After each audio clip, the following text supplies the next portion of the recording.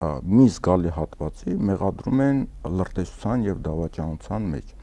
Անդրանիկ Թևանյանն ուղղակիորեն, չնայած մեղադրանքում դավաճանությունը հանված է, որ այնտեղ բացարձակապես որևէ նյութ չկա, եւ ինչ-որ գումարի մասի է խոսքը գնում։ Ուրեմն նախ ես մեր լսողներին ասեմ, թող հետաքրքրվեն, թե լրտեսության համար ինչ գումարներ են աշխարհում գործել, հա, ասենք մարդիկ, որոնք այն ուրանի միջուկային զենքի գաղտնիքն են տվել ամուսինները Միացյալ Նահանգների Սովետական Միության, ինչ գումարներ է եղել, կամ 70-ական թվականներին, երբ որ Գերմանիան չէր ճանաչում յետպատերազմյան սահմանները, ուրեմն 50,000 մարկով